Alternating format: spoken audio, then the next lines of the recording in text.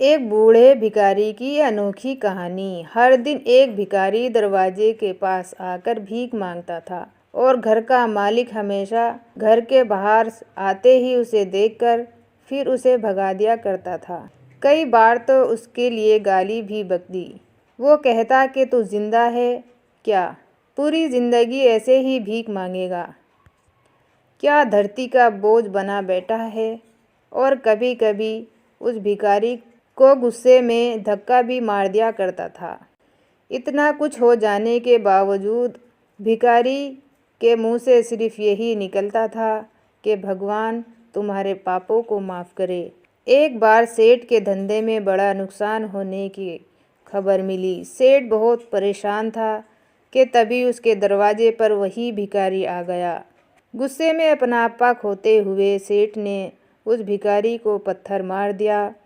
पत्थर लगने के कारण भिखारी का सर फट गया और उसके सर से खून बहने लगा। फिर भी दर्द से कराहता हुआ भिखारी ने इतना ही कहा, भगवान तुम्हारे पापों को माफ़ करे। भिखारी वहाँ से चला गया। सेठ सोच में पड़ गया। भिखारी को पत्थर मारा, फिर भी उसने सिर्फ प्रार्थना की। सेठ का गुस्सा शांत हुआ। भिखारी की रहस्य जानने के लिए सेठ ने भिखारी का पीछा करना शुरू कर दिया। भिखारी जहाँ जहाँ जाता सेठ उसके पीछे पीछे जाता। सेठ ने देखा कि कोई उसको खाना देता और कोई उसको मारता और कोई उसका अपमान भी करता और कोई तो उसे गालियाँ भी बकता। भिखारी के साथ जैसे चाहे वैसे व्यवहार करता, लेकिन भिखारी सबके लिए एक ही प्रार्थना करता, भगवान तुम्हारे पापों को माफ़ करे। अब रात होने वाली थी। भिखारी अपने घर जाने के लिए लौटा। वो अपने घर पहुंचा, लेकिन सेठ ने अब तक उसका पीछा नहीं छोड़ा था। एक पुरानी टूटी हुई चारपाई पर एक बूढ़ी औरत लेटी हुई थी, काफ़ी कमज़ोर और बीमार लग रही थी। वो भिखारी की पत्नी थी। अपने पति को वापस आते देखकर वो चारपाई से खड़ी हो गई। पत्नी ने अपने पति के भीख वाले कटोरे में देखा, उसमें सिर्फ आधी बासी रोटी थी। देखकर वो बोली, आज बस इतना ही मिला है, और हाँ, आपके सर से खून निकल रहा है, ये चोट कैसे लगी। बूढ़ा भिखारी बोला, आज सब इतना ही मिला है, किसी ने कुछ नहीं दिया, सबने गालियाँ दी है और एक नया पत्थर भी, इसलिए मेरे सर से खून निकल रहा है। एक गहरी ठंडी सांस लेकर बूढ़ा भिखारी बोला, ये हमारे पापों का फल है। तुम्हें याद है कुछ साल पहले हमारे पास कितना धन दौलत था, हम कितने अमीर थे, हमारे पास हर ज़रूरत की चीज़ थी, लेकिन हमने कभी दान नहीं किया। और उससे भी बुरा हमने उस अंधे भिखारी के साथ क्या किया था, जो हमारे दरवाजे पर भीख मांगने आया करता था। बूढ़ी पत्नी की आंखों में आंसू आ गए।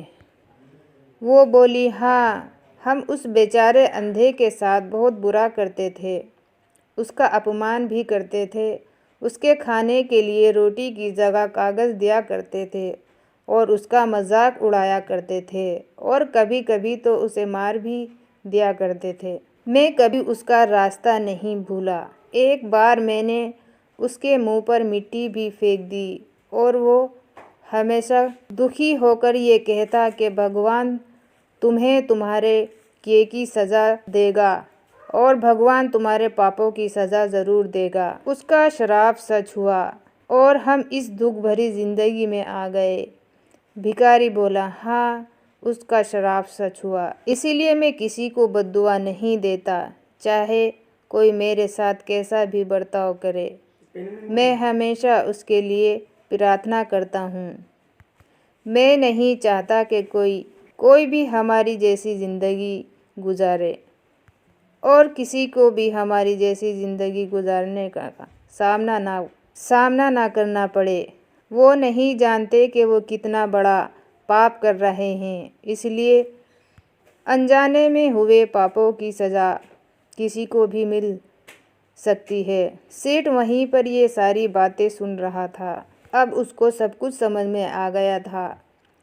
भिखारी, उसकी पत्नी वहीं आधी रोटी खाकर मिल बांटकर सो गए और भगवान का धन्यवाद दिया। अगले दिन वही भिखारी फिर से भीख मांगने सेठ के पास के घर जाता है और सेठ पहले से ही गर्मे गर्म रोटी उसके लिए निकाल कर रखी थी। उसे देखते ही सेठ भिखारी से बोला, मुझे माफ़ कर दीजिए बाबा, मुझसे बहुत बड़ी गलती हो गई है। बूढ़ा भिखारी बोला, भगवान तेरा भला करे। इतना कहकर वो आगे निकल गया। इस कहानी से जो सीख लेनी है वो लेने लायक है। आदमी चाहे किसी के बारे में बुरा कहे या भला करे, लेकिन भगवान हिसाब से उसे फल देता है। क्या हुआ अगर भगवान नहीं देखता, लेकिन ये बात बिल्कुल सच है, उसके खाते में सबका हिसाब बहुत बहुत पक्का है। इसीलिए जब भी किसी को बुरा भला करे, बुरा ना करके उसके साथ अच्छा करे।